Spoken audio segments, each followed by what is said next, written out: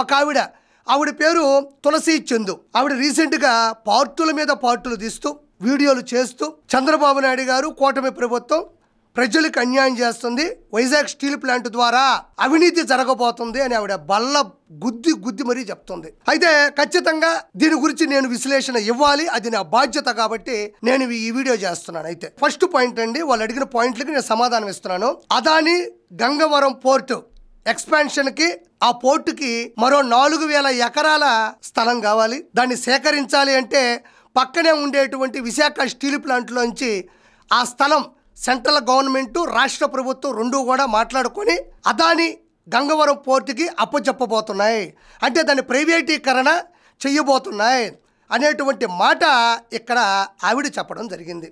అయితే నేను సూటిగా ప్రశ్నిస్తున్నాను, సెంట్రల్ గవర్నమెంట్ నుంచి కానీ రాష్ట్ర ప్రభుత్వం నుంచి కానీ అదాని గంగవరం పోర్టు సంస్థ నుంచి కానీ వాళ్ళు అధికారికంగా ప్రకటించారా? పోనీ ఏదైనా ప్రెస్ మీట్ పెట్టారా? లేదంటే వాళ్ళ అఫీషియల్ సోషల్ మీడియాలో ఏమన్నా పోస్ట్ చేశారా? లేదు కదా. మీరు ఎలా నిర్ణయిస్తారు, నోటుకొచ్చింది ఎలా కోస్తారు అని నేను ఈరోజు ప్రశ్నిస్తున్నా. 4000 ఎకరాలకి మొత్తం స్టీల్ ప్లాంట్ని తీసుకొచ్చి ప్రైవేటీకరణ చేసి అక్కడ ప్రజలకి ఇబ్బంది జరగబోతుంది, అన్యాయం జరగబోతుంది, వాళ్ళని నిలువున ముంచేస్తున్నారు అని మీరు వీడియోల మీద వీడియోలు చేస్తున్నారు కదా. అధికారికంగా ఏమైనా ప్రకటన వెలువడిందా? సెంట్రల్ గవర్నమెంట్ కానీ స్టేట్ గవర్నమెంట్ కానీ ఏదన్నా తీర్మానం చేసిందా? ఏమీ చేయకుండా మీకు మీరు ఇలాంటి పదాలు ఎందుకు మాట్లాడుతున్నారు అని నేను సూటిగా ఈరోజు మిమ్మల్ని క్వశ్చన్ చేస్తుండా. అంటే ఇక్కడ ఇంకొకటి ఆలోచించాలి ప్రజలందరూ కూడా. మీకు వైఎస్ఆర్సీపీ వాళ్ళకి, జగన్మోహన్ రెడ్డికి మీకు అదానీతో వ్యతిరేకత ఉందేమో, దాన్ని ఎలా రాష్ట్ర ప్రభుత్వం మీద రుద్దితే ఎలా? విదేశీ పెట్టుబడులు విశాఖపట్నంకి వస్తుంటే మీరు ఎందుకు ఓర్వలేకపోతున్నారు? ఎందుకు అక్కసు పెంచుకుంటున్నారు? ఎందుకు తట్టుకోలేకపోతున్నారు? ఇప్పుడిప్పుడే అమరావతి రాజధాని సాక్షిగా ఆంధ్రప్రదేశ్ డెవలప్ అవుతూ ఉంటే, అభివృద్ధి చెందుతూ ఉంటే మీరు ఎందుకు తట్టుకోలేకపోతున్నారు? అలాంటి విదేశీ పెట్టుబడులు లక్షల కోట్ల రూపాయలు ఆంధ్రప్రదేశ్లో పెడుతూ ఉంటే ఈరోజు ఇప్పుడు అర్థం పర్థం లేకుండా విశాఖ స్టీల్ ప్లాంట్ గురించి, ప్రైవేటీకరణ గురించి, 4000 ఎకరాల గురించి ఎటువంటి అధికారిక ప్రకటన ఇవ్వకుండా మీరెందుకు సంకలు గుద్దుకుంటున్నారు? మీ దగ్గర సాక్ష్యాలు ఉన్నాయా? రెండో పాయింట్, స్టీల్ ప్లాంట్లో పనిచేసేటువంటి ఉద్యోగుల్ని ఉన్నపలంగా తీసేస్తున్నారు. ఉన్నపలంగా తీసేస్తున్నది ఎవరిని అంటే, ఎవరైతే అవసరం లేదో అనవసరంగా భర్తీ చేస్తూ శాలరీలు ఇస్తూ అవసరం లేదు అనుకుంటున్నటువంటి కాంట్రాక్ట్ ఉద్యోగులు ఎవరైతే ఉంటారో, ప్రైవేటు ఉద్యోగులు, వాళ్ళని మాత్రమే తీసేస్తున్నారు. వాళ్ళు పర్మనెంట్ కాదు, కాంట్రాక్ట్ నుంచి వచ్చారు కాబట్టి వాళ్ళని ఎప్పుడైనా తీసివచ్చు. అక్కడంత పని లేదు, అక్కడంత ఆదాయం లేదు, వాళ్ళతో పని అవసరం లేదు అన్నప్పుడు ఖచ్చితంగా ఎవరైనా తీసేస్తారు. మనం తీయట్లేదా? మనం ఇల్లు కట్టుకునేటప్పుడు లేదా ఒక హోటల్ నడిపేటప్పుడు ఖచ్చితంగా తీసేస్తాం కదా. పర్మనెంట్ ఉద్యోగులు ఎవరైతే విశాఖ స్టీల్ ప్లాంట్లో పనిచేస్తున్నారో ఒక్కరినైనా తీసేసినట్టు ఆధారాలు మీరు మీడియా ముందు పెట్టగలరా? మరి ఎందుకు అబద్ధాలు చెప్తున్నారు? అదేవిధంగా ఏదైతే అదాని గంగవరం పోర్టు ఏరియా ఉందో ఆ ఏరియాలో పోర్టుకి స్థలాలు కేటాయిస్తే అంబుజా సిమెంట్ ఫ్యాక్టరీ నిర్మిస్తున్నారు, అది ప్రజలు వ్యతిరేకిస్తున్నారు అంటున్నారు. గతంలో కానీ ఇప్పుడు కానీ నారా చంద్రబాబు నాయుడు గారు ఒకటే మాట చెప్పారు, వాళ్ళు నిర్మించాలనుకున్నది వాస్తవమే, వాళ్ళు నిర్మించాలనుకున్నారు. కానీ చంద్రబాబు నాయుడు గారు చెప్పిన మాట ఏంటంటే, ఇది ప్రజలకు నచ్చకపోయినా, ప్రజలు వ్యతిరేకించినా, ప్రజల మద్దతు మీకు లేకపోయినా పద్ధతిగా వదిలేయాల్సిందే, ఈ నిర్ణయానికి మేము కట్టుబడి ఉన్నాం అని గతంలో కానీ ఇంతకు ముందు కూడా నారా చంద్రబాబు నాయుడు గారు స్టేట్మెంట్ ఇవ్వడం జరిగింది. మీరు సిమెంట్ ఫ్యాక్టరీ పెట్టాలనుకోవడం వాస్తవే, కానీ అందులో పెట్టాలా లేదా అనేది ప్రజల యొక్క మద్దతును బట్టి, వాళ్ళ వ్యతిరేకతను బట్టి, వాళ్ళ ఆలోచనను బట్టి మాత్రమే మేము ఓకే చేస్తాం, అప్పుడే పర్మిషన్ ఇస్తామని చెప్పడం జరిగింది. ఇప్పుడు ఏమైనా వాళ్ళు కట్టేశారా? లేకపోతే ఎల్లుండి ఏమన్నా ఓపెనింగ్?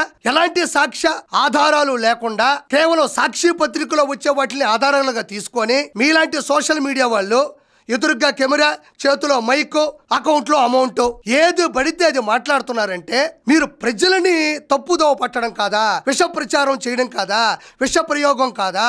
బురద చల్లడం కాదా అని నేను ఈరోజు ఎవరైతే తులసి చందు అని ఒక జర్నలిస్ట్ ఉందో ఆవిడ నేను ప్రశ్నిస్తున్నా. మరి ఆవిడ జర్నలిస్టా కాదా అవునా అనేది ప్రజలు నిర్ణయిస్తారు. దానికి కూడా నేను ఒక సాక్ష్యం చూపిస్తా.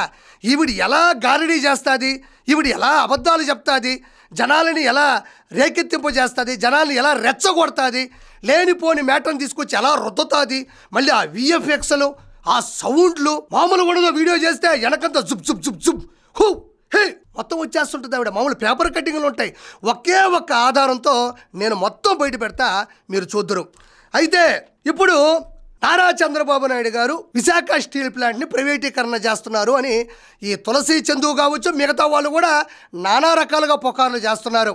అయితే 1990 సంవత్సరంలో అటల్ బిహారీ వాజ్పేయి గారు భారతదేశ ప్రధానమంత్రిగా ఆయన అధికారంలో ఉన్నప్పుడు BIFR అంటే board for industrial and financial reconstruction దానికి రికమెండ్ చేయాలి అనుకున్నారు, ఆయన అప్పచెప్పాలి అనుకున్నారు. అయితే నారా చంద్రబాబు నాయుడు గారు అప్పటి ఆంధ్రప్రదేశ్ ముఖ్యమంత్రి, ఆయన వెంటనే విశాఖ ఉక్కు ఆంధ్రుల హక్కు, అది ఆంధ్రుల ఆత్మాభిమానం, ఆంధ్రుల ఆత్మవిశ్వాసం, అలాంటి గొప్ప సంస్థని, అలాంటి గొప్ప విశాఖ స్టీల్ ప్లాంట్ని BIFRకి అప్పగించకూడదు అని నినాదించి వివరించి దాన్ని ఆలోచనని నిర్వీర్యం చేసి ఆయన వెంటనే 1337 కోట్ల రూపాయల నిధుల్ని కేంద్రం నుంచి మంజూరీ చేయించినటువంటి గొప్ప చరిత్ర ఆయనది. మరి నిజంగానే విశాఖ స్టీల్ ప్లాంట్ని ప్రైవేటీకరణ చేయించాలి అని అనుకుంటే అప్పటి ప్రధానమంత్రి అలాంటి ఆలోచన తీసుకొస్తే ఆ రోజుల్లోనే నారా చంద్రబాబు నాయుడు గారు అదే కేంద్రం నుంచి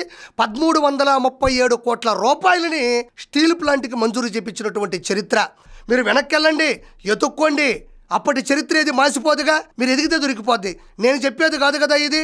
సోషల్ మీడియాలో కూడా ఎతకండి, అప్పటి సీనియర్ జర్నలిస్టులను అడగండి, విశ్లేషకులను అడగండి. మరి నారా చంద్రబాబు నాయుడు గారు అప్పట్లోనే వ్యతిరేకించిన వ్యక్తి ఈరోజు ఎందుకు ప్రైవేటీకరణ చేస్తారు అని నేను పూర్తిగా ఆ తులసి చందుని ఆవిడ్ని ప్రశ్నిస్తుండా. అయితే ఇదే తులసి చందు అనే ఒక జర్నలిస్ట్, ఒక యాంకర్, ఒక ఆవిడ ఈ 2 రోజుల్లో ఒక వీడియో చేస్తున్నప్పుడు స్టీల్ ప్లాంట్ గురించి అందులో ఏం మాట్లాడిందో ఒకసారి చూడండి. కేంద్ర హోంమంత్రి అమిత్ షా, అయ్యా బాబు మేము మీ స్టీల్ ప్లాంట్ ని అమ్మట్లేదు, ప్రైవేటైజ్ చేయట్లేదు అని చెప్పి బహిరంగంగా ప్రకటన చేశారు. దీంతో దాని విషయంలో కూడా తేలిపోయింది, ప్రైవేటైజేషన్ నుంచి నగర్నార్ బయటపడింది. ఇలాంటి ప్రకటన వైజాగ్.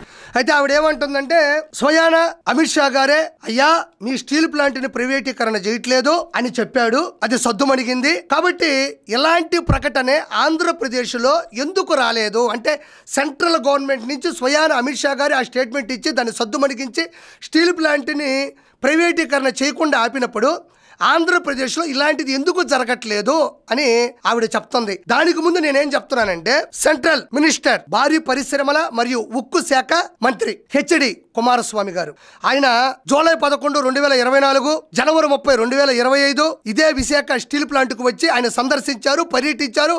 అక్కడ ఒక ప్రెస్ మీట్ పెట్టి ఆయన భావాన్ని కూడా ప్రకటించారు. అయితే ఆయన ఏం మాట్లాడారు అనేది ఇప్పుడు వినండి. ఇప్పుడు ఏమంటుంది ఈవిడ, అమిత్ షా గారే స్వయానా వచ్చి మేము ప్రైవేటీకరణ చేయట్లేదురా బాబు, మీరేం ఫీల్ అవ్వద్దు అని అంత పెద్ద వ్యక్తి చేతే ఆ మాట అనిపించుకున్నారు కదా వాళ్ళు. మీరెందుకు ఆంధ్రప్రదేశ్ ప్రభుత్వం అలాంటి ప్రకటన ఎందుకు చేయించట్లేదు, ఎందుకు జరగట్లేదు అంటుంది. కానీ అదే సెంట్రల్ మినిస్టర్ భారీ పరిశ్రమలు మరియు ఉక్కు శాఖ మంత్రి సెంట్రల్ మినిస్టర్ హెచ్డి కుమారస్వామి గారు స్వయానా వచ్చి విశాఖ స్టీల్ ప్లాంట్ సందర్శించిన తర్వాత ఆయన ఎలాంటి ప్రెస్ మీట్ పెట్టారో ఒకసారి వినండి. స్టీల్ ఫ్యాక్టరీ విషయంలో ఎందుకు రాలేదు? There is no question of privatization because before I announce, Prime Minister's permission is required. I have to convince him what are all the issues pertaining to the RINL issue. We threadbare discussion we had. I am preparing a note to get the confidence of the Prime Minister and how to revive this RINL. For that we are working out.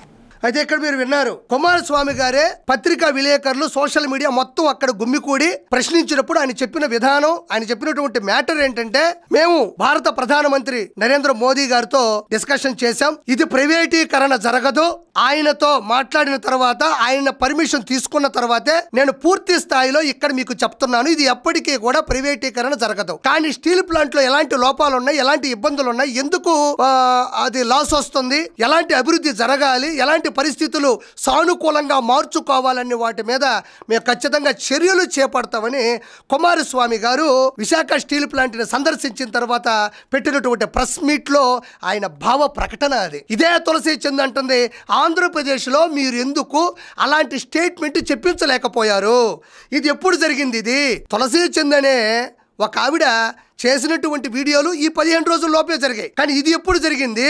July 11 వచ్చారు, 2025 జనవరి 30వ తారీఖు ఆయన సందర్శించినప్పుడు అప్పుడు పెట్టినటువంటి press మీట్లో చెప్పినటువంటి మాట ఇదే తులసి చందు అనేటువంటి ఈవిడ దీని గురించి ఎందుకు మర్చిపోయింది, దీని గురించి ఎందుకు చెప్పలేదు? అదే ప్రకటన వచ్చింది కదా, వచ్చింది కిరా కార్పీనో లేకపోతే కిరా కార్పీ ఫ్రెండో లేకపోతే దారిన పోతున్న దానయ్యో ఎవరో విశ్లేషకులో కాదు కదా చెప్పింది. అది సెంట్రల్ మినిస్టర్, భారీ పరిశ్రమలు మరియు ఉక్కు శాఖ మంత్రి. ఆయన చెప్తే స్టేట్మెంటే కదా. మోదీ గారి దగ్గర పర్మిషన్ తీసుకున్నాం, ఇది ప్రైవేటీకరణ కాదు, జీవితంలో ఎప్పటికీ ఇది జరగదు, ఏ లోపాలు ఉన్నాయో వాటిని పూర్తి స్థాయిలో పరిరక్షిస్తాం అని చెప్తున్నాడు. దీని గురించి నువ్వు ఎందుకు చెప్పలేదు? రకరకాల రాష్ట్రాల్లో స్టీల్ ప్లాంట్ ని వాళ్ళు కాపాడుకున్నారు, ఆంధ్రప్రదేశ్ లో మాత్రం ప్రజలకు అన్యాయం చేస్తున్నారని చెప్పిన నువ్వు అమ్ముడు పోయిన మాటలు కాదా? విదేశీ పెట్టుబడులు వస్తూ ఆంధ్ర రాష్ట్రం అభివృద్ధిలోకి వెళ్తుంటే పక్క దోవ పట్టించడం కాదా? దీని అర్థం ఏంటి? ఈ వీడియో నేను క్రియేట్ చేసిందా? సోషల్ మీడియాలో ఎత్తుక్కుంటే తులసి చందు నీకు ఈ వీడియో దొరకదా? దీని అర్థం నీకు తెలియదా? మాట్లాడింది ఎవరు? దీని గురించి ఎందుకు ప్రస్తావించలేదు? కాబట్టి మాట్లాడేటప్పుడు కొంచెమైనా మనం ప్రజలని తప్పుదోవ పట్టించేటట్టు మాట్లాడకూడదని నేను నీకు వార్నింగ్ ఇస్తున్నాను. దీని ప్రకారం నేను అయితే ఇదే స్టీల్ ప్లాంట్ కి సంబంధించి పూర్తి స్థాయిలో నారా చంద్రబాబు నాయుడు గారు చర్యలు చేపడుతున్నారు. ఇదే వైఎస్ జగన్మోహన్ రెడ్డి గతంలో పూర్తిగా విశాఖ స్టీల్ ప్లాంట్ ని ఖాళీ చేపించేసి దాన్ని అమ్మేసి హస్తగతం చేసుకుందాం అనుకున్నాడు. అదే విధంగా ఈ స్టీల్ ప్లాంట్ ని పూర్తి స్థాయిలో నాశనం చేసి అక్కడ అమరావతి రాజధాని నిర్మిస్తా అన్నాడు. అప్పటి విశ్లేషకులు, పత్రికా విలేకరులు, సోషల్ మీడియా వాళ్ళు, అనుభవజ్ఞులు ముక్కున వేలేసుకున్నారు. ఈయన ముఖ్యమంత్రి స్టీల్ ప్లాంట్ ని నాశనం చేద్దాం అనుకుంటున్నాడు, స్టీల్ ప్లాంట్ ని ఎవరికి అప్పగిస్తానంటున్నాడు, స్టీల్ ప్లాంట్ ని అమ్మేస్తానంటున్నాడు. అర్థం పర్థం లేనటువంటి తొక్కలక ఆలోచనలన్నీ కూడా ప్రవేశపెడుతున్నాడని ఒక డిబేట్ లో కూడా ఒక వ్యక్తి అది విని నేను భయపడ్డాను, నాకు వణుకొచ్చేసింది. ఇలాంటి వ్యక్తి చేత ఆంధ్రప్రదేశ్ ని తీసుకొచ్చి చేతిలో పెట్టామని గత డిబేట్ లో కొద్ది సంవత్సరాల క్రితం ఒక వ్యక్తి మాట్లాడింది మర్చిపోయావా తులసి చందు? కాబట్టి మనం ఏం మాట్లాడినా కూడా వెనక ముందు చూసుకొని మాట్లాడాల్సిన అవసరం పూర్తి స్థాయిలో ఉందని మరోసారి హెచ్చరిస్తున్నాను. అయితే వీళ్ళు అడుగుతున్నటువంటి ఇంకో question, department of investment and public asset management దగ్గర మేము ప్రైవేటీకరణ చేయట్లేదు అని ఆ సంస్థ దగ్గర ఎందుకు మీరు చెప్పలేకపోతున్నారు అని ఈవిడ అడగడం జరిగింది. అసలు ఎవరు చెప్పారు ప్రైవేటీకరణ చేస్తారని? ఆ సంస్థతో ఎవరు ఒప్పుకున్నారు? నువ్వు అడిగిన ఏ ప్రశ్నకైనా, వైఎస్ఆర్సీపీ సోషల్ మీడియాలో పెడుతున్న ఏ పోస్ట్ కైనా అధికారికంగా వచ్చిన ప్రకటన ఏదైనా ఉందా? సాక్షి ఆధారం కాదు, సాక్ష్యాధారాలు ఉన్నాయా? అది ఎప్పటికీ ప్రైవేటీకరణ కాదు అని సెంట్రల్ మినిస్టర్ హెచ్డి కుమారస్వామి గారు చెప్తున్నారు. అలా అని చెప్పి దాన్ని ప్రైవేటీకరణ చేస్తామని చెప్పి నారా చంద్రబాబు నాయుడు గారు చెప్పలేదు, సెంట్రల్ గవర్నమెంట్ చెప్పలేదు, అధికారికంగా ఎటువంటి మాటలు కూడా బయటికి రాలేదు. మరి ప్రజలకి నేను ఒకటి చెప్తున్నా, ఇక్కడ మీరు ఒక్కటి ఆలోచించాలి. మధ్యలో కుమారస్వామి గారు దాన్ని సందర్శించిన తర్వాత, ప్రెస్ మీట్ పెట్టిన తర్వాతే నారా చంద్రబాబు నాయుడు గారు స్టేట్ గవర్నమెంట్ నుంచి 2600 కోట్ల రూపాయలు స్టీల్ ప్లాంట్ కి మంజూరు చేయడం జరిగింది నిధుల్ని. సెంట్రల్ గవర్నమెంట్ 11,440 కోట్ల రూపాయలు మంజూరు చేయడం జరిగింది. అంటే ఇక్కడ ఒకటి ఆలోచించాలి, నిజంగా ప్రైవేటీకరణ చేయాలి అనుకుంటే కుమారస్వామి గారు స్టేట్మెంట్ ఇచ్చిన తర్వాత మంజూరు చేసినటువంటి కోట్ల రూపాయలు ఇవి. 11,440 కోట్ల రూపాయలు సెంట్రల్ గవర్నమెంట్, 2,600 కోట్ల రూపాయలు స్టేట్ గవర్నమెంట్ స్టీల్ ప్లాంట్ కి మంజూరు చేయడం జరిగింది. ఇక్కడ గొప్ప విషయం ఏంటంటే స్టీల్ ప్లాంట్ అనేది సెంట్రల్ గవర్నమెంట్ ఆధ్వర్యంలో రన్ అవుతుంది, స్టేట్ గవర్నమెంట్ దానికి మంజూరు చేయాల్సిన అవసరమే లేదు. కానీ నారా చంద్రబాబు నాయుడు గారు చరిత్రలో ఎప్పుడు లేని విధంగా 2,600 కోట్ల రూపాయల డబ్బుల్ని స్టీల్ ప్లాంట్ బాగోగుల కోసం, స్టీల్ ప్లాంట్ అత్యున్నత స్థాయికి వెళ్ళాలని, దాని అభివృద్ధి కోసం ఇవ్వడం జరిగింది. ఇవన్నీ మాట్లాడరు, వీటి గురించి డిస్కషన్ ఉండదు. కానీ ప్రైవేటీకరణ చేసేస్తున్నారు, చంద్రబాబు నాయుడు గారు అమ్మేస్తున్నారు, ప్రజల్ని నాశనం చేసేస్తున్నారు, సెంట్రల్ గవర్నమెంట్తో కొమ్మక్క అయిపోయిందని ఎందుకు చెప్తున్నారో నాకు ఈ రోజుకి కూడా అర్థం కావడం లేదు. కాబట్టి చివరిగా ఒకటే చెప్తున్నా, అక్కడ పనిచేసే వాళ్ళకి కానీ, దాని మీద ప్రేమ ఉండే వాళ్ళకి కానీ, ఆంధ్రప్రదేశ్ లో ఉండే జనాలకు కానీ, ప్రజలకు కానీ, ఓటర్లకు కానీ ఒకటే ఒక మాట, విశాఖ ఉక్కు ఆంధ్రుల హక్కు, అది ఎప్పటికీ ప్రైవేటీకరణ జరగదు.